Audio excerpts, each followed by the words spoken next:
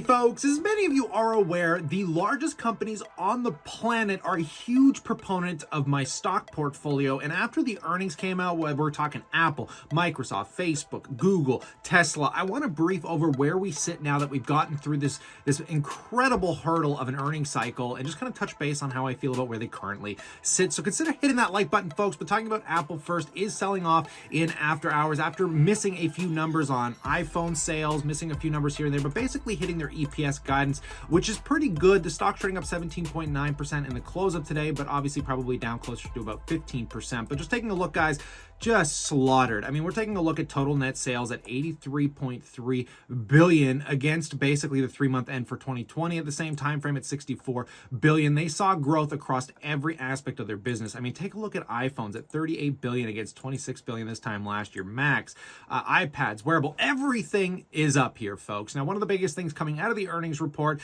was that Tim Cook stated that they lost about $6 billion in this quarter thanks to logistic problems and obviously stuff directly related to the pandemic. They said this is going to hinder them into the last quarter of this year. They did not give guidance for the Christmas season, but they said they do expect to obviously hit record numbers, which, I mean, what more can you complain about here? I mean, this is pretty good stuff, right? Let's talk about Amazon. Another incredible earnings cycle here, also trading down pretty massively in after hours, down about 3.5% now after hitting a low of just over 5%, trading up 8.16%, probably likely closer to 6 to 7% in the after hours today here, folks. Now, I don't personally own Amazon, but just take a look at these numbers on the 3-month end, guys, going from $52 billion in net product sales to $54 billion. Total net sales went from $96 billion to $110 billion. If I scroll up, guys, so you can see the 9-month end here, things are just flying from $260 billion to $332 billion. They did miss some EPS numbers, again, coming back down into the logistics problem. Amazon, I listened to some of the earnings call.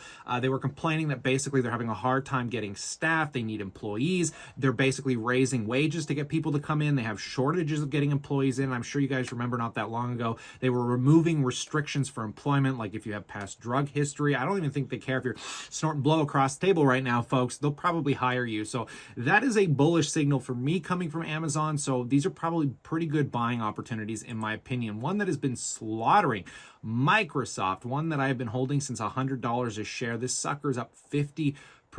It did release earnings a little while back there, obviously not today with Amazon and Apple that reported, but just take a look at some of the numbers here, folks. I mean, total revenue basically went from $37 billion for the 3-month end to $45 billion. No one's complaining about Microsoft here. I got to dive a little farther into the earnings, but I mean, Microsoft is basically competing with Apple right now for the largest market cap in the world. They are literally just a few points out here, so that's just something fun. I love holding these two proponented stocks that have been kind of fighting each other since the early days of Mac and Windows. You might remember those hilarious commercials. Just get along. PC? Yep. Okay. Hi, I'm a PC. Okay, we're past that. But let's talk about one that I'm probably going to continue to buy here. I'll talk more about this tomorrow. But Facebook, guys, is trading down pretty hefty after their earnings. I mean, we're trading down 17%. Even in the day and at close, it pulled back a little bit here. I love Facebook at these prices. For the PE ratio, the price you're paying for the fundamentals, they're changing the business name to like Meta. Facebook is really focused on the metaverse, which... Building our social media apps will always be an important focus for us. But right now, our brand is so tightly linked to one product that it can't possibly represent everything that we're doing today, let alone in the future. Over time, I hope that we are seen as a metaverse company. Obviously, we don't know how the future materializes with that, but I've been selling stuff on Facebook Marketplace. We're still utilizing WhatsApp to the moon. I mean, we did see some lower EPS than expected there. But guys, just look, I mean, look at the numbers. I don't have to speculate. I mean, just taking a look at the advertising revenue here, guys, up 33%. Other revenue up 195% for the 3-month end that I can only, would kind of correlate to the sale of probably Oculus, maybe some of the other stuff. But they are hiring aggressively right now. One of the few companies that has the cash flow to invest in a team that's going to be working on the metaverse. So Facebook is probably at the top of my list for companies I want to buy that sit on the top 10 waiting right now. Just crushing it, right? Now, I'm glad I picked up Google when I did because they did real well after earnings. I mean, they pretty much hit all-time highs. PE a little lower still than obviously Microsoft, Apple. It's coming in at a good value, not the best value, but a good value. And let's just take a look at these numbers here, guys. Revenues hit 65 billion against 46 billion in the quarter prior, up 41%. Increased consistent currency revenues year over year, up 39%. Operating income up 30. All these numbers are great. I don't think anybody is complaining about these numbers here, right? But a lot of what is going to be driving probably less growth in the future is the fact that everybody is kind of lowering projected guidance into next year, or they're not even giving out guidance numbers. So some stuff to be concerned about. But like I said, at some of the price points you're paying for some of these, I still think they're good buying opportunities here. Tesla, kind of out of the sidewind here, just slaughtering. I'm up like 50% on this company since we were buying the dips here in May.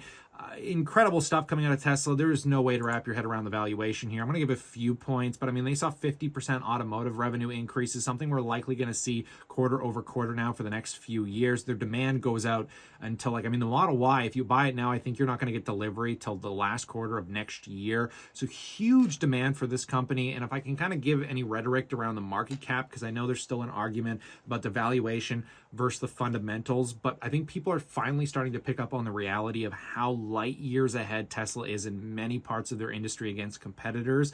And I mean, when we're giving Tesla price targets like Kathy Wood is, when you're getting into the multi-trillion dollars of market caps, which I'm going to pin that in the next decade, I wouldn't be surprised if Tesla's worth anywhere from $5 to $10 trillion, presuming everything goes perfect. Again, presuming everything goes perfect. But when you're giving it those kind of market cap valuations based off the projected growth of the business, I mean, we're talking about a company trading for $1 trillion, which means there's still potential upside, I would imagine, anywhere from 4 to 10x from here.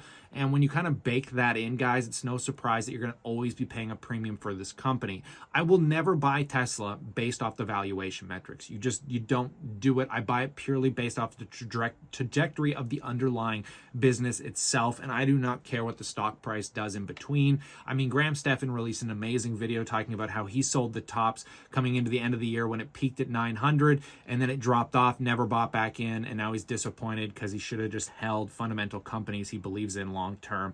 But in light of this, folks, this is just kind of a quick earnings preview, some of the stuff that I found interesting. I'll be talking more about some of this tomorrow with stocks I plan on actually buying, including some dividend stocks. But I want to pass the question off to you. How did earnings hit you guys? How did your portfolio feel about it? I honestly always recommend just buying the S&P 500 index, because if you just pick one or another, sometimes a few of these will underperform and a few of them will outperform. You kind of accumulate them together and you're always doing very, very well. But in light of that, stay cool, stay awesome, and I look forward to catching you guys tomorrow.